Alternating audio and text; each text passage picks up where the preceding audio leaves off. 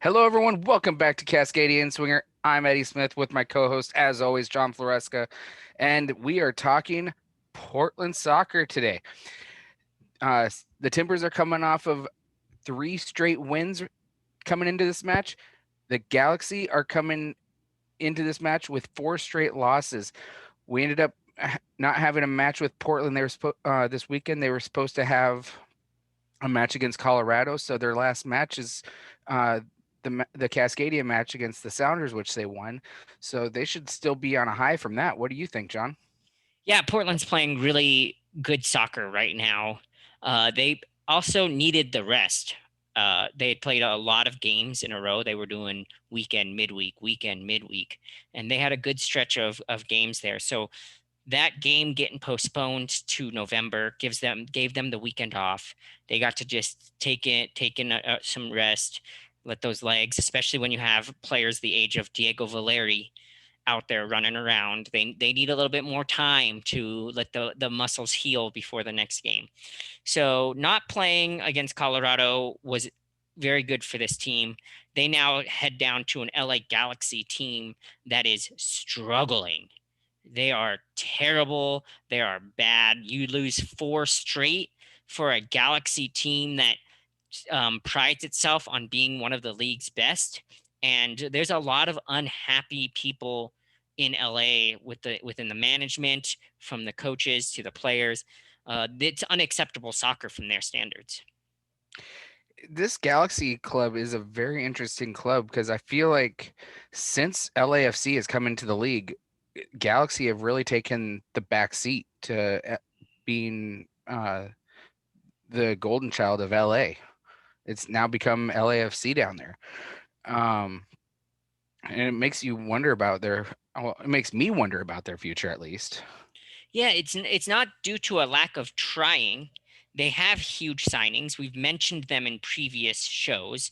You know, they have Christian Pavone, their number 10, and Chicharito, who they signed in the offseason, massive signing, and Dos Santos in the midfield as well. The talent is there. We discussed it after their most recent loss, that they just don't put any pressure on the ball after the Sounders crushed them. They don't put any pressure on the ball. It'll be really interesting to see how that translates into Portland's style of play, because Portland loves to defend and counter. But you're not going to get a counter attack if they're not pushing numbers forward, which is part of LA's problem right now. Yeah, to be honest, this LA squad kind of is making me think about Manchester United over in England. I mean, they're talented over there, and they're looking in 16th place right now over in the Premier League. But this isn't a Premier League show. This is a Cascadia show, so I'm not going to get too into that. But I do find it interesting how you have the talent and it just doesn't quite work out for you. And LA is finding themselves in the cellar in the Western Conference. And I feel like Portland should come out pretty nicely out of this match. Yeah, I've got Portland winning this one as well. It's hard to pick a team that's won three straight to lose against a team that just lost four in a row. Uh, if you want to try to support LA in any way, shape, or form going into this match, and give them any sort of chance to win, you have to give it to the fact that Chicharito, as talented as he is, he's still very new with this team. I would have to go back and count, but I think he's only got 5 or 6 caps with this team, because he got injured during the MIB tournament, didn't play for two of their games. When they came back, he was still injured. He missed the first few games. So he's just now easing himself into the lineup. And we've seen what that can do to some players. Sometimes it takes them a while to get going. When Clinton Dempsey first came to Seattle, it took him 6, 7, 8 games before he finally hit his stride. People are saying that Chicharito will hit his stride eventually, but the season's so short. I don't know if they have enough time. I was actually about to say Clint Dempsey because it is reminiscent of what it was with Clint Dempsey when he came to Seattle. Um, yeah, with a short season, it there really is no time for him to get acclimated to the team. It's looking like it's going to be next year for Chicharito to really gel with this LA Galaxy squad. What are you thinking for a prediction in this match? Well, like I said, it's easy to say that Portland's going to win this one. Counterattacking soccer, they're going to get they're going to do it Portland's way. They're going to get an early goal. Then LA is going to have to step up the pressure, and then Portland's just going to break them down in the back. Um, I'm going to say 2-1 Portland in this one. I seem to like 2-1 this midweek game. Uh, and with all their players healthy, I expect Valeri to be in the center of the field, controlling the match. Um, but when it comes to up top, Portland really has three options, and I can't complain if they put any of those three players up top. They could put a Bobasi up top, they could put Felipe Mora up top, they could put Nizgoda up top, and all three of those players have been productive. When you have that sort of um, depth up top, you're in great shape. Yemi Chara is finding his form with this team. He's got 3 goals. So I've got Portland all the way in this one, and Seattle and Portland continue to hold the 1-2 spot in the West.